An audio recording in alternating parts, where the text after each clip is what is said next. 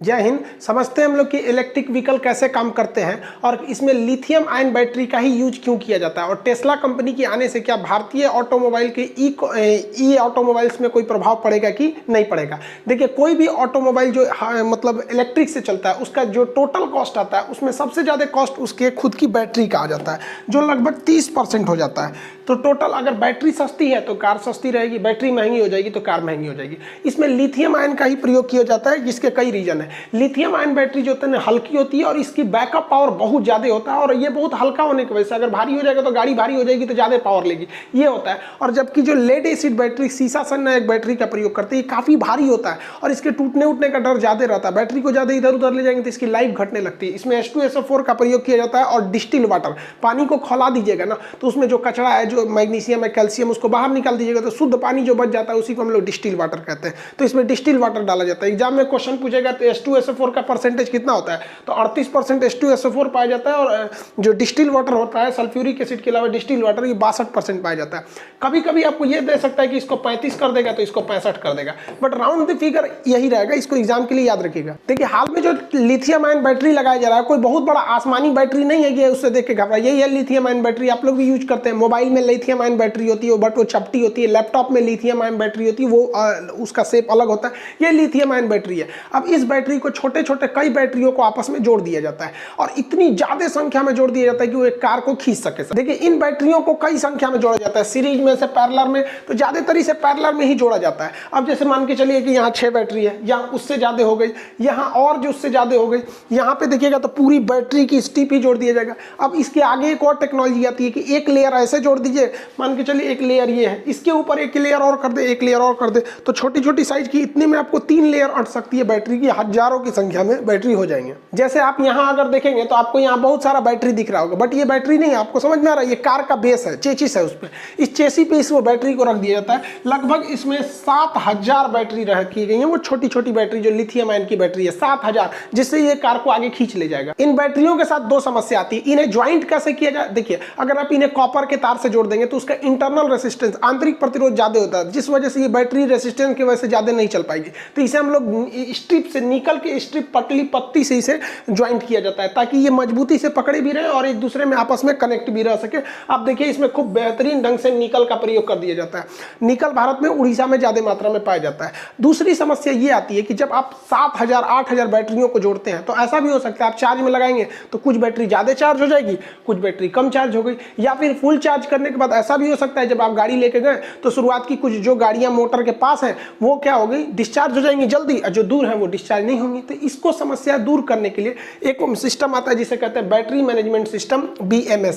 ये battery management system एक समान रूप से बैटरियों को चार्ज करता है और जब ये गाड़ी चलती है तो एक समान रूप से उनके खर्च को भी करता है, जिससे कि पूरी तरह से पावर बैलेंस रहता है और गाड़ी स्मूथली चलती है। तो ओवरऑल आपके दिमाग में बैठ गया कि भैया निकल और लिथियम की बहुत ज्यादा जरूरत है, अदरवाइज हम इलेक्ट्रिक कार की कल्पना नहीं कर सकते। इसके लिए भारत सरकार ने काबिल नाम की एक योजना का प्रस्तुत किया। ये 3 कंपनियों का एक ज्वाइंट वेंचर है जिसका फुल फॉर्म, काबिल का क्या होता है भैया, खनिज, KA से हो जाता है खनिज, B से हो जाता है विदेश, I से होता है इंडिया लिमिटेड।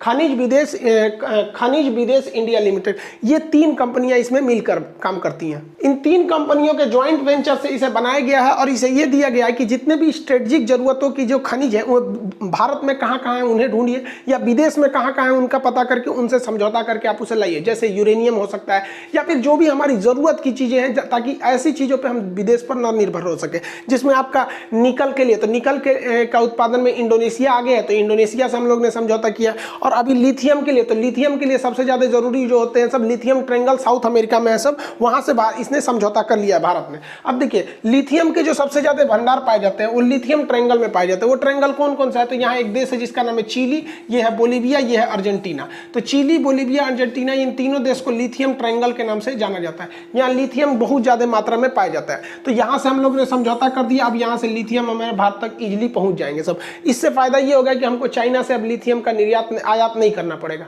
इसके अलावा लिथियम ऑस्ट्रेलिया में भी पाया जाता है। हम ऑस्ट्रेलिया और चाइना के व्यापार को काउंटर करने के लिए हमें यहाँ से ज़्यादा व्यापार करना चाहिए, तो हम ऑस्ट्रेलिया से भी इसकी आयात को हम लोग अभी समझौता कर दिए, तो लिथियम की कोई कमी नहीं होगी। जबकि इसके ऊपर जो स्टिप लगाई जाती है वो जो लगाई जाती है निकल की, तो निकल की सबसे ज़्यादा मात्रा इंडोनेशिया में है, भारत में उड़ीसा में। तो हालांकि निकल के लिए हमें कुछ खास निर्भरता की जरूरत नहीं है, उड़ीसा से काम चल जाता है, नहीं तो इंडोनेशिया से ऑलरेडी समझौता हो गया। तो इससे हम ये समझ सकते हैं कि अब जो इलेक्ट्रिक व्हीकल आ रही है सब 2025 के बाद आप इसे सड़कों पर देखेंगे तो इसमें चीन की निर्भरता काफ़ी कम हो जाएगी। और ये जो हालिया घटना जो गलवान को देखते हुए नीति आयोग ने एक अलग से गठन भी कर दिया है कि भैया जो भी कंपनी भारत में आके लिथियम आयन की बैटरी बनाएगी या उसका मैन्युफैक्चरिंग प्लांट डालेगी तो उसको अलग से छूट दिया जाएगा, टैक्स में भी छूट दिया जाएगा। लिथियम के अलावा भी आपको कुछ पता होना चाहिए, जैसे एक पदार्थ होता है सोडियम। सोडियम एक ऐसा तत्व है जिसे आप चाकू से काट सकते हैं, एक्टिव होने की वजह से इसे केरोसिन तेल में रखा जाता है। जबकि फास्फोरस जो होता है, फास्फोरस को आप मिट्टी तेल में रखते हैं, सफेद फास्फोरस को मिट्टी तेल में पानी में रखा जाता है। लाल फास्फोरस तो खैर ये क्या होता है, स्टेबल होता है, इसे माचिस की तिल्ली पर लगाया जाता है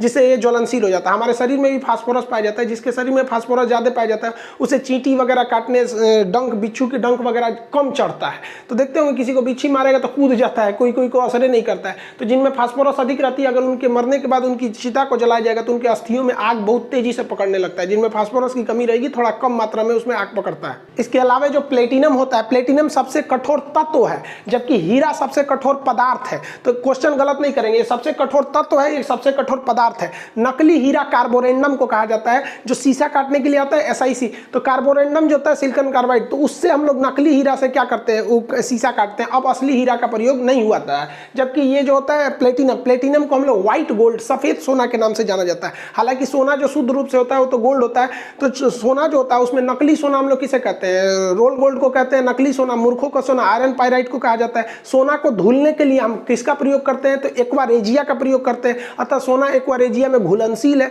जबकि सोना को गलाकर उसका आभूषण बनाने के लिए हम क्रायोलाइट का प्रयोग करते हैं। तो सोना को गलाने के लिए क्रायोलाइट, सोना को घुलाने के लिए एक्वारेजिया का प्रयोग करते हैं। उसके अलावा आपको क्लोरोफॉर्म से भी आते हैं क्वेश्चन, क्लोरोफॉर्म को रंगीन बोतल में क्यों रखते हैं, क्योंकि ये फास्जिन गैस बना देता है, इसे बेहोश करने के काम में आता है। लेकिन इसका प्रयोग चोर डाकू करते हैं सब। ऑपरेशन थिएटर में ईथर का प्रयोग किया जाता है, क्योंकि क्लोरोफॉर्म से किसी को बेहोश करेंगे ना, जब तब उठ जाएगा। पता चला किसी का ऑपरेशन हो रहा, बीच में उठ जाएगा, रे डॉक्टर बका कि रे किडनी निकाला है, क्या निकाला रे, खोल लिया किडनी, रख रख रख रख। तो ईथर का प्रयोग वहां करते हैं। हालांकि लिथियम आयन से भी अच्छा ईंधन जो माना जाता है हाइड्रोजन को माना जाता है। इसके सबसे ज्यादा ऊर्जा मिलती है, इसमें थोड़ा भी प्रदूषण नहीं होता है, 0 प्रदूषण होता है हाइड्रोजन से। लेकिन इसे यूज करना काफी मुश्किल है, इसलिए इसे हम भविष्य का ईंधन कहते हैं। जबकि दुनिया का सबसे महंगा पदार्थ यूरेनियम होता है, इसे येलो केक कहते हैं, इसे आशा का ईंधन कहा जाता है। जबकि अगर आप रेडियम को देखेंगे तो रेडियम को जीवन रक्षक हम लोग पदार्थ कहते हैं, और प्लूटोनियम को भय का धातु कहा जाता है। जबकि पारा यानी मरकरी जो होता है इसे क्विक सिल्वर के नाम से जानते हैं। खैर अपने टॉपिक पर आते हैं। अभी हाइड्रोजन को ईंधन के रूप में नहीं कर पाते हैं, लेकिन लिथियम आयन बैटरी का यूज किया जाता है। अब ये काम कैसे करती है देखिए ध्यान से। लिथियम आयन जो बैटरी है इसमें लगभग 7000 की संख्या में इसके यूनिट यहाँ पे लगा दिए जाते हैं। ये डीसी करंट को सप्लाई देती है, लेकिन ये डीसी करंट को हमें एसी में बदलना पड़ता है। तो इस डीसी करंट को हम लोग यहाँ एक इन्वर्टर लगाए रहते हैं जो इसे 3 फेज एसी करंट में बदल देता है, और ये एसी करंट इस मोटर को चला देता है। बस मोटर चल गया, काम खत्म। इसमें किसी भी तरह का इंजन की जरूरत नहीं पड़ती है। अब इसका स्पीड बढ़ाना घटाना एकदम सिंपल होता है, एक कांस्टेंट स्पीड पर चल जाते हैं। इसकी स्पीड हर मायने में, ये जो डीजल या इलेक्ट्रिक होती है, डीजल या पेट्रोल कार होती है, उसमें हर मायने में अच्छा पाया जाता है। स्पीड अच्छी होती है, स्मूथनेस जबरदस्त होती है, वाइब्रेशन वगैरह इसमें कम पाया जाता है। एक समस्या जो पेट्रोल डीजल में भी पाई जाती है और इलेक्ट्रिक में भी पाई जाती है, उसका हीट हो जाना। अब बात मान के चलिए बैटरी हीट हो जाएगा तो दिक्कत हो जाएगा। तो जो बैटरी रखी गई है उसके बीच बीच में ना पाइप गुजार देते हैं कूलेंट की, छोटी छोटी पाइप रहती है, बैटरियों के बीच से वो गुजरी रहती है। उस पाइप में ग्लाइकोल नाम का लिक्विड भरा रहता है, बहुत ज्यादा ठंडा रहता है, और वो गर्म आने के बाद आगे से उसको रिलीज कर देता है। ये इतना ठंडा होता है कि इस बैटरी को जल्दी गर्म होने नहीं देता है। तो कूलेंट लगा के हम इसके गर्म होने की भी समस्या को दूर कर सकते हैं। इसमें रीजनरेटिंग ब्रेकिंग सिस्टम का प्रयोग सबसे अच्छा होता है कि जब आप इस पे ब्रेक लगाइएगा तो ब्रेक लगाने से जब इसके ऊपर ये ब्रेक पैडल चढ़ेगा तो ब्रेक पैडल जो होता है एक मोटर से जुड़ा रहता है। जैसे ब्रेक लगाएंगे ना तो ब्रेक लगाने की वजह से गाड़ी दोबारा चार्ज होने लगती है। तो जितने ब्रेक लगाएंगे तो आपका गाड़ी लॉस नहीं होगा, चार्ज होगा। जबकि ऐसे देखेंगे डीजल गाड़ियों में जैसे जैसे ब्रेक लगाएंगे फिर एक्सीलरेटर लगाएंगे तो ज्यादा फ्यूल को खाता है। इसमें उल्टा है, जैसे ब्रेक लगाएंगे तो वो थोड़ा सा चार्ज भी होते जाएगा। इसकी प्रमुख समस्या चार्जिंग को लेकर, एक बार चार्ज होने के बाद ये 400 से 500 किलोमीटर तक जा सकता है, जबकि भारत में कोई भी आदमी को देखिएगा तो उसे 100-200 किलोमीटर भी जाना रहता है तो फिर कहता है कि भैया बीच में भरवा लेंगे। तो भारत में इसके चार्जिंग पोर्ट की समस्या, हालांकि टेस्ला कंपनी इस पर काफी ज्यादा वर्क करी है, वो अपने सुपर चार्जर का प्रयोग करिए, एक बड़ा सा एरिया जहां वो आधे घंटे में फुल चार्ज हो जाएगी। हालांकि पहले ये फ्री था, अब मिसयूज होने लगा, लोग इसी में पार्किंग लगा के चले जाते थे कि भैया कौन पार्किंग का किराया देगा, यही चार्ज में लगा देते होते रहेगा। तो अब इसे चार्जेबल किया जा रहा है, पैसे लगेंगे। भारत में अभी इसकी संख्या कम है, हालांकि भारत सरकार अगर चाहे तो अपने पेट्रोल पंप पे मैंडेटरी कर सकती है, जिसे पेट्रोल पंप रखना है उसमें कम से कम एक चार्जिंग पोर्ट को भी रखना पड़ेगा, जिससे कोई भी व्यक्ति यहाँ आके चार्ज कर सकता है। देखिए आप इसको समझ सके इसलिए हम इसको मिटा दिए थे, नहीं तो अगर इसको नहीं मिटाए रहते ना तो आपका ध्यान चार्जिंग पोर्ट से चल गया रहता। तो ये चार्जिंग पोर्ट से आराम से काम कर सकता है। ये इसमें काफी हाई वोल्टेज का सुपर चार्जर होता है, इसमें करंट इतना भयानक मारता है कि इस चार्जिंग यूनिट के लिए अलग से ट्रांसफार्मर लगाए जाते हैं, इसका पर्सनल ट्रांसफार्मर। ये सटल है, बकलोलिया मारेगा उधिया जाएगा अभी इसको। देखिए बैटरी को नीचे फ्लोर पर बिछा देने से सबसे अच्छा फायदा ये होता है कि अलग से हमें कोई जगह एक्वाइज करने की जरूरत नहीं पड़ती है, वरना खामखा में वो कोई जगह अलग से एक्वायर करेगा। तो ये नीचे डालने से गाड़ी का सारा लोड, जो बैटरी तो बहुत भारी होती है, सोचिए अपने घर का इन्वर्टर उठा के देखिए कितना भारी होता है, तो उतना भारी अगर नीचे कर देंगे तो गाड़ी स्टेबल रहेगी, पलटेगी नहीं, क्योंकि ऊपर तो कुछ लोड ही नहीं रह गया, उसका सारा लोड नीचे चला गया। दूसरा, इसे इलेक्ट्रिक कार को जब भी क्रैश टेस्ट कराया जाता है, यूरोपीय NCAP, ये क्वेश्चन पूछा हुआ है, क्रैश टेस्ट कौन करता है? Global NCAP new car assessment programme होता है। इसमें गाड़ियों को हर एंगल से लड़ा के देखा जाता है कि कितना अंदर जो रोबोट को बैठा दिया जाता है, जिसको चोट लगता है, सेंसर लगता है, वो बता देते हैं। तो इन्हें 5 रेटिंग, जितनी भी इलेक्ट्रिक कार होती है इजीली 5 रेटिंग कर लेती है। हालांकि डीजल और पेट्रोल की गाड़ियों को 5 रेटिंग आने में बहुत मुसीबत होती है। हालांकि भारत में टाटा कंपनी की जो जितनी भी गाड़ियां होती हैं उनकी रेटिंग काफी अच्छी होती है। इन इलेक्ट्रिक कार से एक फायदा ये होगा कि इनमें वाइब्रेशन भी नहीं होता है। अब देखिए गाड़ी का इंजन स्टार्ट होगा तो वाइब्रेट करने लगा, ये वाइब्रेशन भी नहीं करेंगे सब, और पोल्यूशन भी नहीं करेंगे, ना तो ये नॉइज पोल्यूशन करेंगे, गाड़ी स्टार्ट होगा घन घन घन घन करेगा, एयर पोल्यूशन को तो रद्द करके रख देते हैं। सबसे बड़ा फायदा होगा कि हम लोग करोड़ों रुपए जो क्रूड ऑयल को आयात करने में करते हैं वो खत्म हो जाएगा। क्रूड ऑयल को हम लोग बैरल में भर भर के मंगाते हैं। आपसे क्वेश्चन, एक बैरल में कितने लीटर होता है? 159 लीटर, 159 लीटर एक बैरल में आता है। बैरल को हम लोग देहात की भाषा में ड्राम बोला जाता है। हालांकि सबसे बड़ा इसका फायदा होगा जियोपॉलिटिक्स में। हम लोग को अक्सर जो ओपेक कंट्री हैं जिनके पास पेट्रोलियम है, उनसे आगे हमेशा हमें संबंध अच्छे रखने के लिए उनके आगे, इन लोग के आगे झुक के रहना पड़ता है। कहीं से जरा ये पेट्रोलियम बंद मत कर दे सब, क्योंकि खाड़ी युद्ध जब गल्फ वार हुआ था तो इन लोगों ने पेट्रोल को एक हथियार के रूप में यूज किया था, पेट्रोलियम का आयात को मतलब प्रोडक्शन ही रोक दिया था, जिस वजह से पूरी दुनिया में पेट्रोल की क्राइसिस हो गई, पेट्रोलियम का दाम बहुत ज्यादा बढ़ गया। तो हम लोग को इन लोग के आगे झुक के भी नहीं रहना पड़ेगा, और हम लोग खुद बिजली बनाने में सक्षम है, उसी से हम लोग चार्ज करके इन गाड़ियों को चलाएंगे। आमतौर पे जो इंटरनल कंबशन गाड़ियां होती हैं उनके आगे वाले इस एरिया में बहुत ज़्यादा मात्रा में कूलिंग सिस्टम, AC वगैरह लगा के इंजन वगैरह भर दिया जाता है, जगह ही नहीं रहता है। जबकि इलेक्ट्रिक कार में इस सब का कोई झमेला ही नहीं, पीछे एक तो इन्वर्टर दीजिए जो DC को AC में बदलेगा, एक तो मोटर दे दीजिए, काम खत्म हो गया। इसका आगे का जो थुथुर होता है ना, खाली होता है, आप इसमें आगे भी सामान रख सकते हैं और इसमें पीछे भी सामान रखते हैं। देखिए बबुनिया पीछे बैठा है, आराम से सामान रख सकते हैं। इसका इंटीरियर में काफ़ी ज़्यादा जगह रहता है, क्योंकि अंदर से बहुत स्मूथ होते हैं सब, इसमें काफ़ी जगह पाया जाता है इसमें, और मजबूती भी बहुत ज्यादा रहती है। इसमें दो ही समस्या है, एक चार्जिंग को लेकर, तो भारत सरकार अभी इसमें नया टेंडर जारी करेगी। हालांकि 2025 से जिस तरह से पेट्रोल पंप पे कमाई का एक रास्ता था,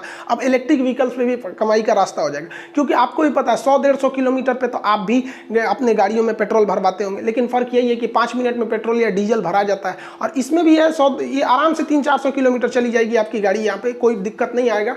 लेकिन यही दिक्कत है कि इसको चार्ज करने में आधा घंटा टाइम लगता है, तो एक टाइमिंग की समस्या। दूसरा, इसकी प्राइस काफी ज्यादा होती है, बहुत महंगी मिलती है। लेकिन एक फायदा ये है कि इसका मेंटेनेंस कुछ भी नहीं है, कोई सर्विसिंग का झमेला ही नहीं है उसमें, और जो सर्विसिंग करो ये बिगड़ गया, इसमें कुछ नहीं बिगड़ता। इसकी बैटरी जब खराब होती है तो उसको रिफाइन नहीं किया जाता, दोबारा यूज कर लिया जाता है। इसकी बैटरियों को निकाल के आप इन्वर्टर में लगा सकते हैं, कहीं और भी लगा सकते हैं। इसकी बैटरी का जो लाइफ साइकिल होता है, भले इस गाड़ी में 3 साल 4 साल रहा है, लेकिन गाड़ी में निकलने के बाद भी ये 5-7 साल और चल सकता है। अब बात करते हैं टेस्ला कंपनी के। टेस्ला कंपनी के CEO जो हैं इलोन मस्क, इनको लगता है कि भैया भारत में बहुत कमाएंगे, बहुत होशियार आदमी है भैया, ऐसे ही दुनिया का सबसे अमीर आदमी नहीं बन गया जेफ बेजोस को पीछे छोड़कर। इसने अपना प्लांट लगा रखा है चाइना में, बैटरी उत्पादन करता है चाइना में, क्योंकि चाइना में लिथियम आयन आराम से अवेलेबल है, और वहां से भारत को भेज देगा यहाँ पर, और नहीं तो अमेरिका से डायरेक्ट भेज देगा। तो भारत में भैया मोदी जी को का पगला समझ ले। भारत सरकार ने कह दिया है कि भैया जितना के तुम्हारी गाड़ी है ना, अगर खड़े बना के विदेश से लाओगे ना तो उतने हम टैक्स लेंगे। भाई साहब इसकी सबसे सस्ती जो गाड़ी है वो 28 लाख की है। लो अब इसमें उतने टैक्स लगेगा, तो 28 लाख की है, 28 लाख और टैक्स डाल दो। लो बबुआ, अब बाकी सब DTO चार्ज और जोड़ जाड़ के कुल ले दे के इनके 60 लाख रुपया पहुंचा देगा सब। लो 60 लाख रुपए अब बिकेगा भारत में यहाँ पे। जबकि अगर देखेंगे भारत ये महंगा होने की वजह से इतना नहीं बिक पाएगा, जबकि अमेरिका के लोगों के पास पैसे ज़्यादा है, जनसंख्या कम है, वो लोग इसको ज़्यादा देखते हैं। एक्चुअली ये फेमस किस लिए, अपनी मतलब ऑटोमेटिक के लिए, ऑटो पायलट पर लगा दीजिए अपने से चल जाएगा, आगे कौन है कौन नहीं ये चला जाएगा। तो भाई अमेरिका की सड़कें ना उस टाइप में है, हम लोग का सड़क कौन चीज़, जाते जाते रहो तो कहीं गढ़ा आ जाएगा, कोई हाथ देगा दाहिने मुड़ जाएगा बाएं, तो ये सब इसका यहाँ पे ऑटोमेटिक सिस्टम इंडिया में काम नहीं करेगा। वहीं इनको टक्कर देने के लिए टाटा की कंपनी, टाटा ने अपने इलेक्ट्रिक कारों को उतार दिया है जिसका इंटीरियर बहुत ही बेहतरीन है। वहीं भारत की पहली कंपनी जो महिंद्रा बन गई है वो यूरोप में अपने इलेक्ट्रिक व्हीकल को मतलब निर्यात किया है। XUV 300 यूरोप जाने वाली भारत की पहली इलेक्ट्रिक व्हीकल है। हालांकि अगर केरला की देखेंगे तो केरला की ऑटो कंपनी KL जो है वो नेपाल को अपने ऑटो रिक्शा वगैरह को निर्यात करना चालू कर दिया। तो हम ये समझ सकते हैं कि आने वाले 2025 से 26 तक में भारत में इलेक्ट्रिक व्हीकल्स की ये खपत बहुत ज्यादा हो जाएगी। अब सूचना सुनिए, जो पटना का क्लासरूम है उसे 18 तारीख को ओपन कर दिया जाएगा। 18 तारीख को हिस्ट्री के बैच से लॉन्च हो जाएगा। हिस्ट्री का जो बुक्स थे वो उसको भी लाया जा चुका है। पॉलिटी तो बैच चल ही रहा है, वो तो आप ले ही लिए होंगे। यहाँ पे रेलवे प्रैक्टिस सेट वगैरह ये सब देखिए, इसमें से क्वेश्चन ज्यादा आ रहे हैं। स्टैटिक जीके का पोर्शन बढ़ा दिया है, इसलिए आप प्रैक्टिस सेट पे ज्यादा ध्यान दीजिए। करंट अफेयर जो चीज है, करंट अफेयर स्टैटिक का पोर्शन ज्यादा है तो उस पर ज्यादा ध्यान दीजिएगा। 18 से जब क्लासेज स्टार्ट हो जाएंगे तो वहाँ आप लोग को कुछ फी में डिस्काउंट दे दिया जाएगा, ऑफर रहेगा, 50% से ज़्यादा का फी को कट कर दिया जाएगा। और क्योंकि कोरोना की वजह से सबको प्रॉब्लम था यहाँ पे। दूसरा आपका जो बैच जाएंगे हिस्ट्री का आएगा, क्योंकि हिस्ट्री काफ़ी दिन बीच में जो लॉकडाउन की वजह से क्लास डिस्टर्ब हो गया तो उसके वजह से फिर ज्योग्राफी है, बायोलॉजी है, मैप का क्लास, सारे क्लास धीरे धीरे अब शेड्यूल हो जाएंगे अपने टाइम पर। आप अब मिलेंगे हम लोग 18 तारीख को वहाँ पर, जबकि लेकिन आपका ऑनलाइन क्लासेज, यूट्यूब एप्लीकेशन, ये सारी चीज़ें आपकी चलती रहेंगी जो एज इट इज चल रही है। मिलेंगे नेक्स्ट क्लास में। जय हिंद।